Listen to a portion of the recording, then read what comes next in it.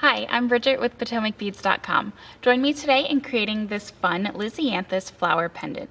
If you need any of the materials, they are listed at the beginning of the video, as well as below me in the description area. You'll find a full list of materials as well as links to both PotomacBeads.com and PotomacBeads.eu. So gather up your materials and come create with me. So to start my Lisianthus pendant, I have 9 of my Paros beads here. And as you notice with the Paros, the holes go diagonally through the tip and then through kind of that straight edge. So I'm going to pick up my Paroses all going up through the tip. So you'll just go ahead and pick up your 9 and just making sure to always be going up through the hole that's in the tip. So you'll kind of see when they lay out, they're all going in the same direction. And again, this is going to be 9. And we'll just kind of work that in a round and then tie it off. And my last 2. I'm going to go ahead and I don't need a tail for this project, so I'm going to pull all my beads, let them fall kind of towards the bottom of my thread, and just go ahead and work my way back through that same hole so that we can start seeing that circle come. And then once I have this, I'm just going to tie off my tail end and just have the one working side.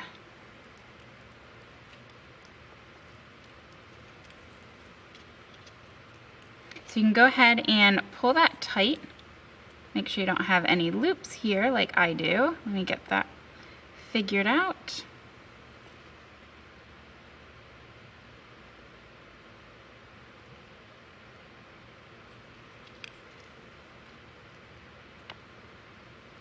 There we go. So just go ahead and pull that tight and then go ahead and tie your knot there. And then you can burn down that extra bit of tail end that you have.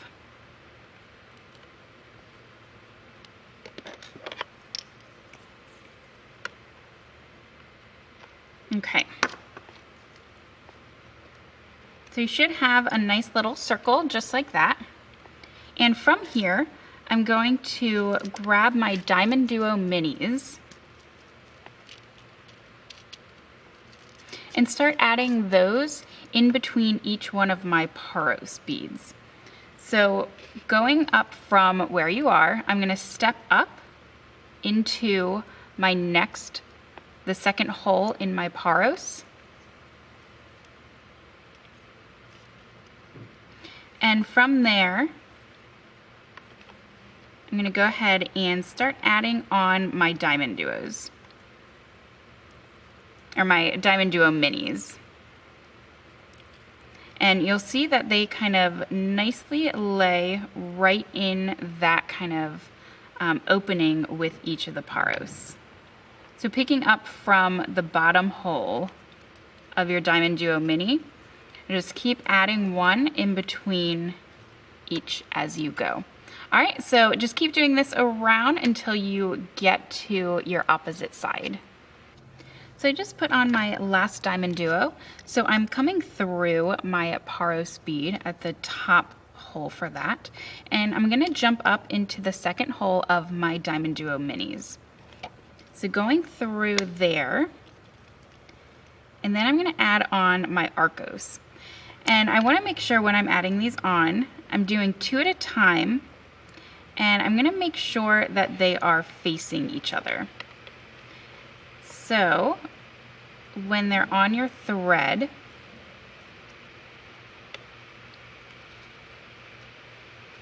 they'll come together with that little opening in the middle. So each time I add on, I'm going to go through my next DiamonDuo mini.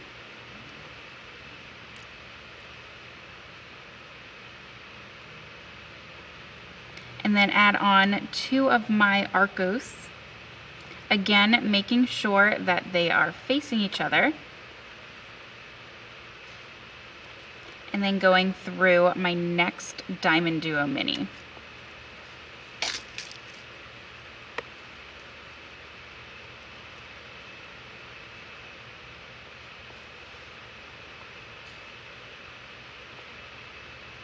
And so again, 2 of my Arcos, going through my DiamonDuo mini, and I'll continue doing this all the way around until I reach the opposite side.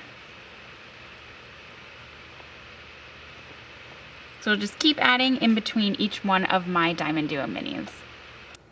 So after adding on all of my Arcos, I'm coming out of my DiamonDuo mini here, and I'm gonna jump up into that middle hole of my Arcos.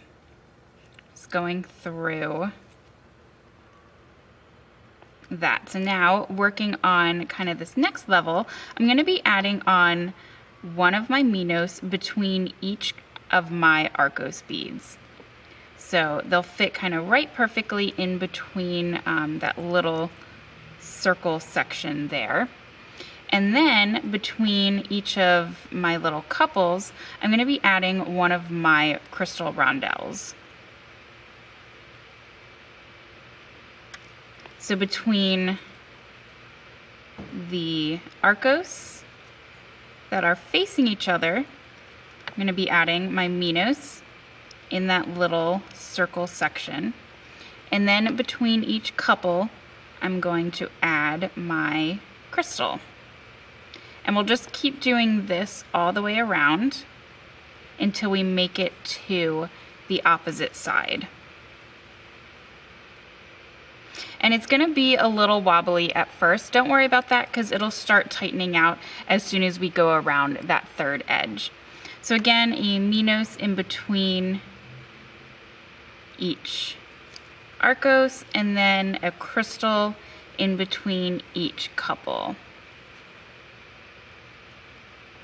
All right, so just keep doing this until you reach the opposite side. So after adding on my last crystal, I'm coming through my Arcos here, and I'm going to make my way through to my second crystal. So through that first Minos again, and the Arcos, and then coming out through that second crystal there. And from here, I'm gonna pick up 2 of my 15s and go up into that third hole of my Arcos. Just like that. And again, I'm gonna pick up 2 of my 15s and go down through my crystal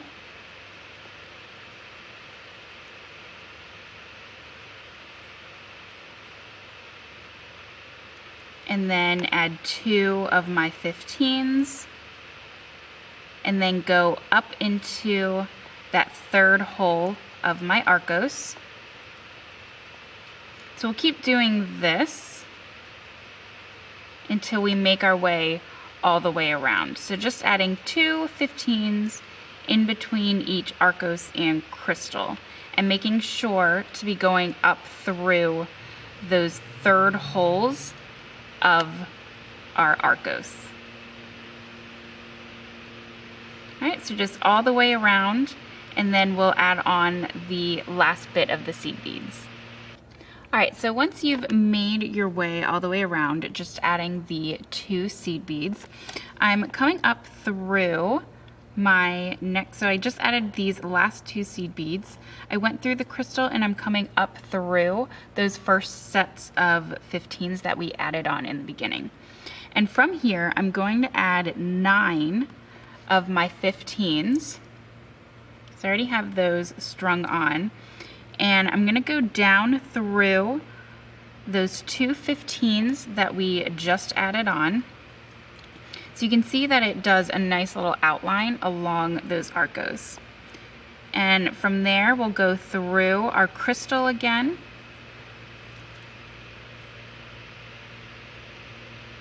And then up through those first two 15s. And I will recommend for this part, you do probably want a smaller size needle. So I am using a size 12. And just since you're going to be going through those crystals a few times and these seed beads a couple times, you do want to make sure you have kind of that smaller needle to go through. It makes it a little easier to do that process. So I'm adding 9 of my seed beads. I have 1, 2, 3, 4, 5, 6, 7, 8, 9. And again, going around down these next 2 seed beads to form that nice border. And then through our crystal and up through those next 15s. So again, we'll do this all the way along our flower, just going back through our crystals and the 2 seed beads that we previously added, and adding on 9 of our 15s in between each one. So we'll do that all the way around, and then we'll be all set to add on our tassel. So adding on my last set of 15s, I'm going to come down through those 2 and then up through my crystal.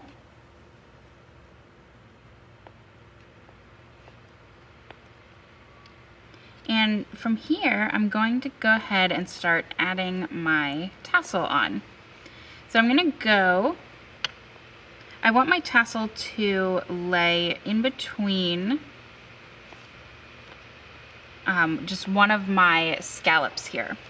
So I'm going to go up through those first 2 15s again.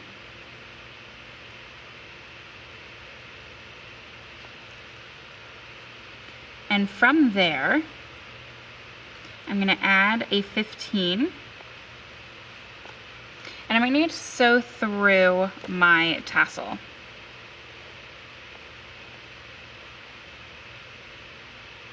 So, and then add one more 15 and go down through the 2 15s on the other side.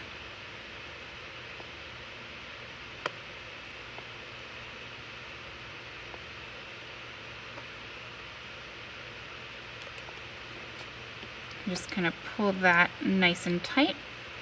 And I want to go around just a couple times just so I make sure that my tassel is secure. So again, just going through my crystal and then the 2 seed beads and that one that I just added on. And then I'll go ahead and knot off my thread.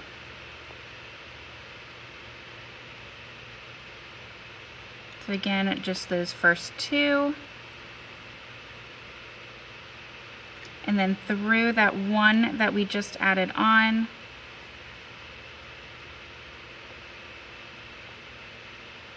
And then through our tassel.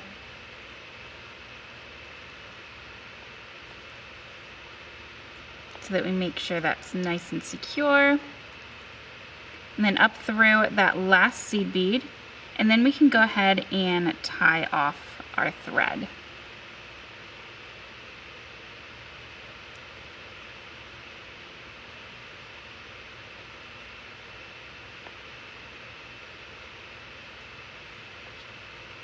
And then from there, we'll just go ahead and burn down that extra thread that we have.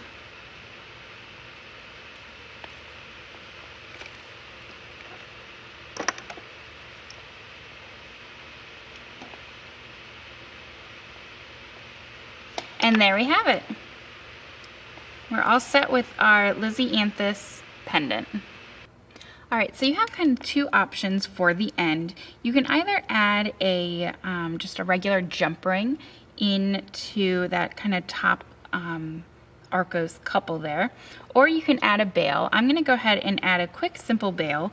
I'm at my upper, so the exact opposite of where my tassel is. And I'm in the very center seed bead. So that's gonna be 7 on, or your 7th bead, since we added 9 and we have the 2 on either side. If you count 7 seed beads and just go through that one. And I went through one of my crystals and 20 seed beads. So from there, I'm gonna go back down through that crystal, making sure not to pull my tail end. This is a new thread there. And I'm gonna go through my seed beads again. Just that one that I have my thread anchored into.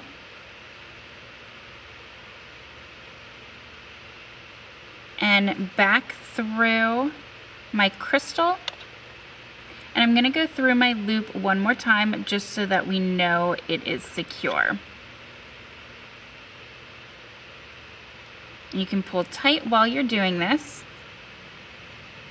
making sure not to skip any of those seed beads around your bail.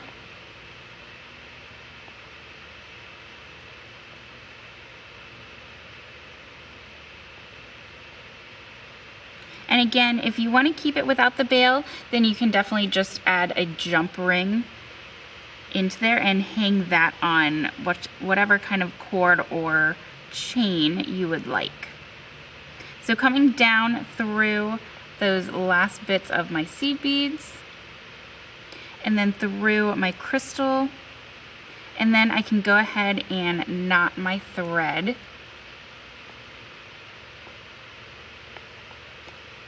down at the end.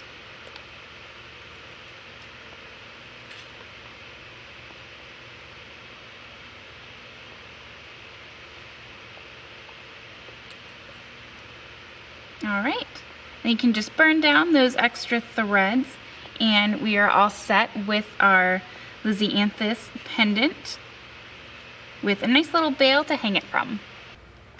Thanks for joining me in creating this Lisianthus flower pendant. Remember, if you do need any of the materials, to check below me in the description area, where you'll find links to both PotomacBeads.com and PotomacBeads.eu. And as always, remember to like and subscribe if you want to get notifications for any new videos or tutorials that we have out for you.